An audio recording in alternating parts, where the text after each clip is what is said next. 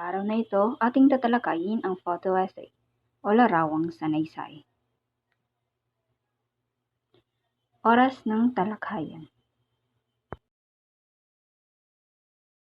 Ano ba ang photo essay? Ito ay serye ng mga larawan na nakaayos alinsunod sa mga impormasyon o opinyon o saloobin ng may akda. Maaaring ang photo essay ay naglalayong maglahad ng pagkakasunod-sunod ng mga pangyayari, magpaliwanag ng partikular na konsepto, at magpahayag ng damdamin. Hindi limitado ang pagsusulat ng isang photo essay. Ngayon, tatalakayin natin ang kalikasan ng photo essay.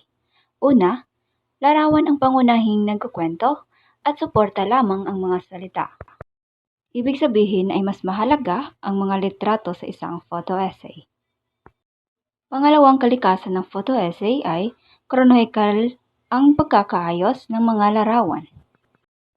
Gaya na lamang sa ibinigay na halimbawa, nangunguna dito ang pagtatanim bago ang pag-aani. Pangatlo, maaaring ang ayos ng mga larawan ay nakabatay sa idinidiing damdamin o nakabatay lamang sa pagkakaugnay ng mga larawan.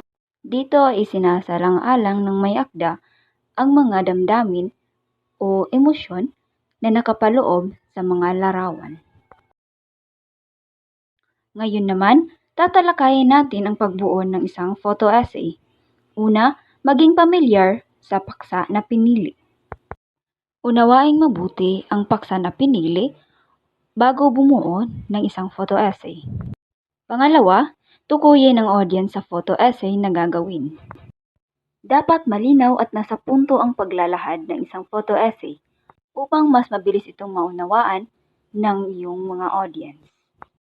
Pang-apat, piliin at suriing mabuti ang mga larawan na gagamitin sapagkat ito ang magiging instrumento mo upang mas mabigyang diin ang mga damdamin na nais mo ipahayag sa isang photo essay. Panglima, siguraduhin na may pagkakaisa ang mga larawan na ginamit. Maaaring ito ay magpagkakapareho sa kanilang hugis o kanilang mga kulay. At higit sa lahat, siguraduhin may access ang mga mambabasa sa ginawang photo essay. Ngayon, tatalakayin natin ang 8 uri ng pagkuha ng litrato. Una na dito ang establishing or long shot. Tinatawag din itong scene setting, kung saan mula sa malayo ay kinukuhanan ang buong senaryo o lugar upang bigyan ng ideya ang manunood sa magiging takbo ng buong pelikula o dokumentaryo. Pangalawa na dito ay ang medium shot. Ito ay kuha ng kamera mula tuhod paitaas o mula baywang paitaas.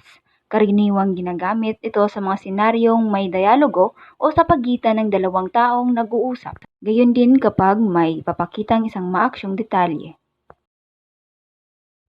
Ang pangatlo ay ang close-up shot. Ang focus nito ay nasa isang particular na bagay lamang at hindi binibigyang diin ang nasa paligid. Isang halimbawa nito ay ang pag-focus ng kamera sa ekspresyon ng mukha. Pang-apat ay ang extreme close-up shot.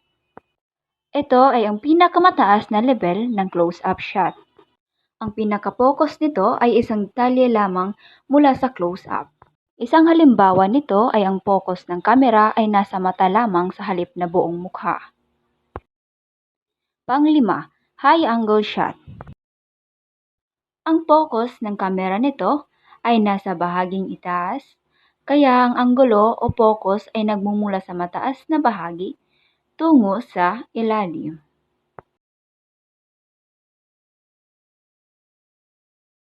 Pang-6, low angle shot. Ang focus ng kamera nito ay nasa bahaging ibaba, kaya ang anggulo o focus ay nagmumula sa ibabang bahagi tungo sa itaas. Pang-7 ay ang bird's eye view shot.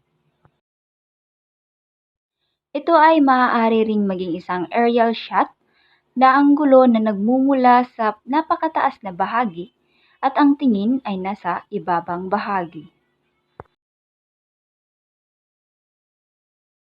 At ang panghuli ay ang reverse angle shot. Ito ay isang kuha na kuha mula sa kabila o kabaliktaran ng naunang anggulo ng kuha, kadalasan ginagamit upang ipakita ang ibang pananaw o reaksyon.